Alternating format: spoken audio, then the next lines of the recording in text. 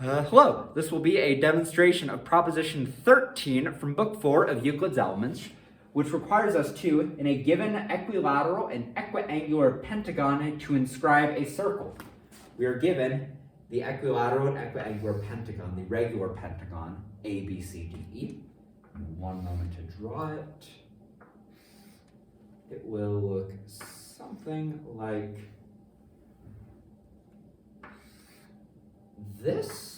Okay, we're going to call this pentagon A, B, C, D, and E. Okay, and the task at hand is to inscribe a circle within this equilateral and equiangular pentagon.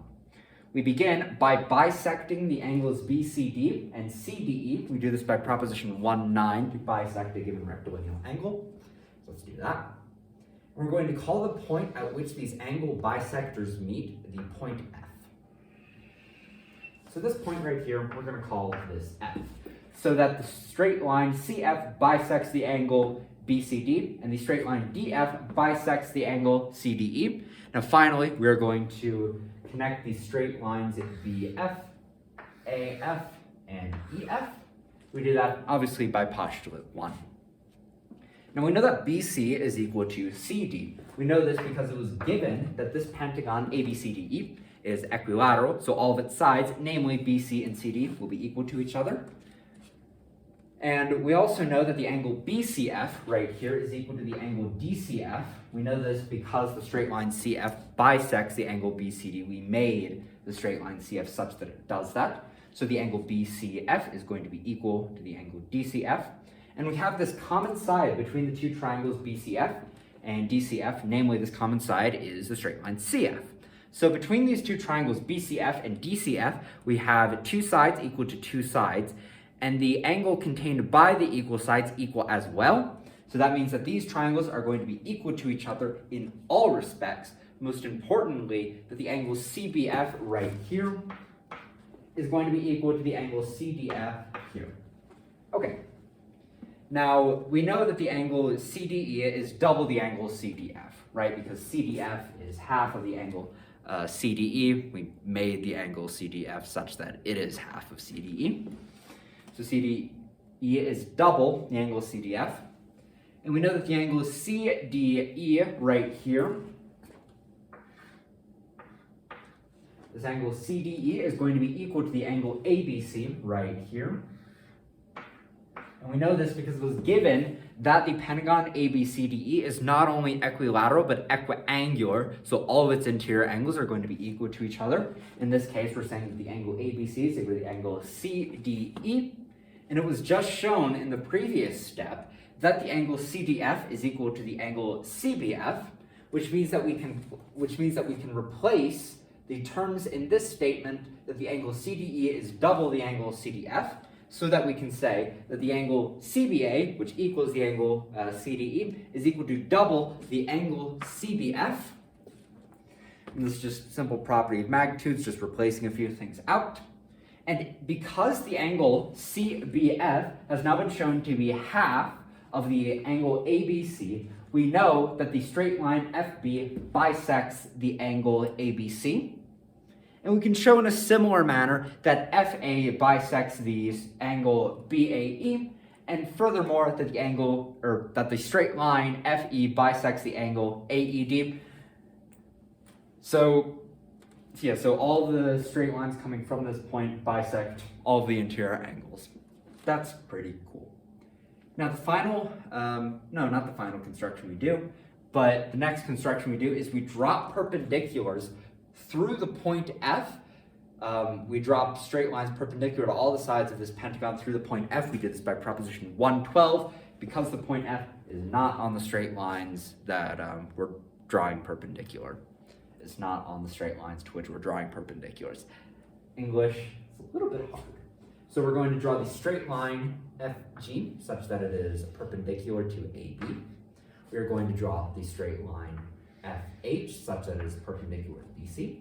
We are going to draw the straight line F, comes after HK. FK will be perpendicular to CD. We will draw FL perpendicular to DE. And finally, we will draw FM perpendicular to EA. Let me just finish putting all these names in. Okay, cool. So we have all the perpendiculars drawn in like so. Now, we know that the angle HCF, this angle right here, HCF, is equal to the angle KCF. We had done that in the first step, right? So this angle is bisected by this. The angle HCK, which is the angle BCD, is bisected by FC. So we can say that that the angle HCF is equal to the angle KCF. And we know that the angle FHC must be equal to the angle FKC. So this angle right here, FHC, is equal to the angle FKC because they are both right angles. In postulate 4, all right angles are equal to each other. Okay. And we have a side which subtends these equal angles, so we're going to have an angle like that. And we have a common side to these two triangles, FHC and FKC, namely, again, the straight line FC, so that between these two triangles, FHC and FKC, we have two angles equal to two angles, and a side subtending the equal angles equal as well, which means that by proposition 126, these two triangles, FHC and FKC, will be equal in all respects. Most importantly for our present inquiry, that FH be equal to FK.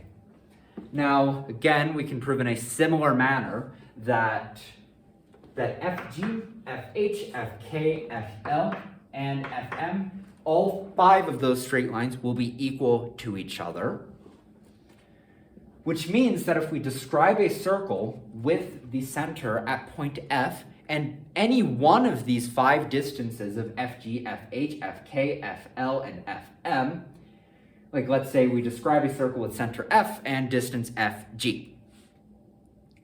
Well, we know that because the other 4 straight lines are all equal to FG, that means the circle with center F and distance FG will pass through the points on its circumference, shall lie the points H, K, L, and M. And furthermore, we know that this circle with the center F and the distance FG will be tangent to all of 5 of the sides of our given regular pentagon. We know this because the straight line drawn from the center to this point here is at right angles to this other straight line. We know that by the porism of proposition 316, that if you draw a straight line perpendicular to the radius of a circle at its extremity, that perpendicular straight line will be tangent to the circle. And so the circle, described with center F and distance FG, will not only pass through the points H, K, L, and M, but it will also be tangent to all 5 sides of our regular pentagon, A, B, C, D, E. So let's end by actually drawing such a circle. With center F and distance FG, we are going to make the circle GHKLM. Like that. And now this circle, because it is tangent to all 5 of the sides of our given regular pentagon, it has thus been inscribed within it. And so we have finished that which we set out to do. In our given regular pentagon, A, B, C, D, E, we have inscribed the circle GHKLM, which means we are done with the proposition QEF.